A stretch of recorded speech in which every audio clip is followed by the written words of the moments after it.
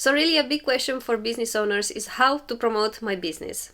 Hi, my name is Veronica and I'm a social media manager and UGC creator. In this video, I'll be sharing how to make a social media strategy step by step so you can launch your business without second guess it. This video is for the business owner that just launched their business, has a ton of to-do tasks and doesn't have enough money to invest in a social media manager. Nevertheless, you know how important social media is for any business, and not having a presence on social media will drastically influence the reach of your business.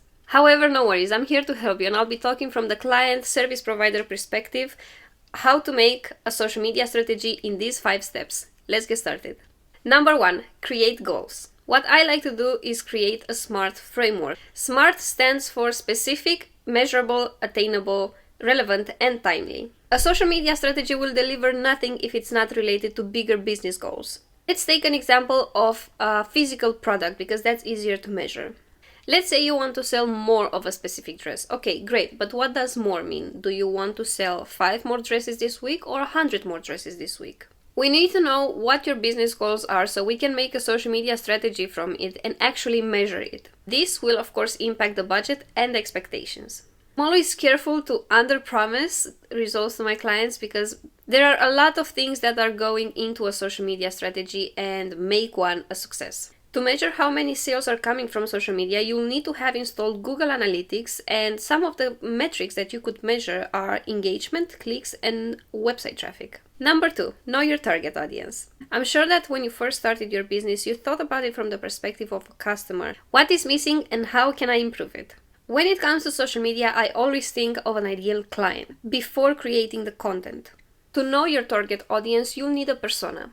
A persona is a fictional character that represents someone in a target audience. It can help you figure out how to reach more people, of course, your target audience, on a more personal level while delivering the right message, offers and products at the right time and in the right place. Here's a visual representation of how I like to view or create my persona. I usually include their names, their hobbies, their age and location. And this is the most important part. I'll try to answer these questions. Needs and goals. What do they want to achieve? What problems do they have? Preferred channels. What channels do they like to spend most of their time on? They can be online, such as Instagram, YouTube, or LinkedIn, and offline can be clubs or networking events.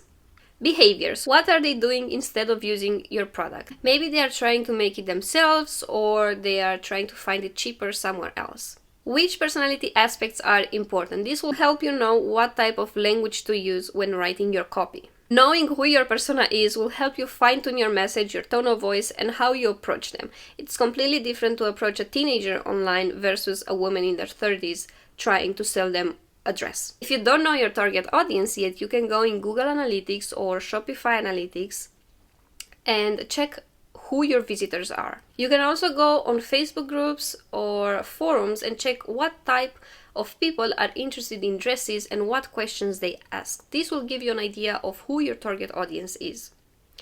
Number 3, research your competitors. If you are a fashion brand, then you'll want to research what your competitors are doing to attract customers. The one important note here is that if you are a one-person team, you don't have to be on 10 social media platforms. You don't have to copy everything that they're doing because most probably they have a bigger team than you. You just have to know where your target audience is, and if that is 1 or 2 social media platforms, then that's great. Also, it will be easier for you to create content for 1 or 2 social media platforms. Maybe you can also discover a gap in their strategy and you can cover that, or you notice that they are reaching a lot of people through what they're doing and you want to replicate that. What I like to do to research my competitors is using the SWOT analysis. SWOT stands for strengths, weaknesses, opportunities, and threats. A SWOT analysis is a technique for assessing these 4 aspects related to your business and your competitors.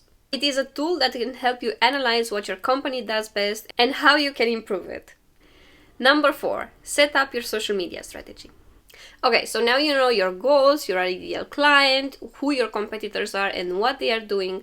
You need to make the infrastructure to put your plan in motion. If you're doing everything yourself, then you need to figure out some things.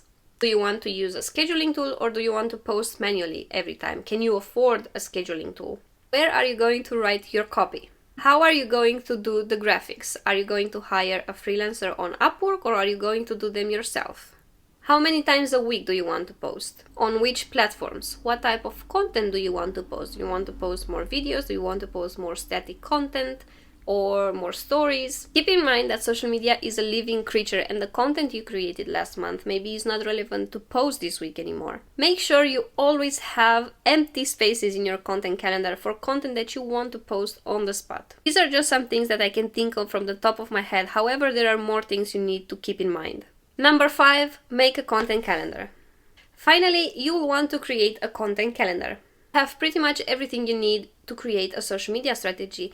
Now you'll want to make sure you have a content calendar to keep track of your content. In your content calendar, you'll want to have the following: the publishing date, the visual, the caption, the hashtags, if it is scheduled or not, and if it is published or not.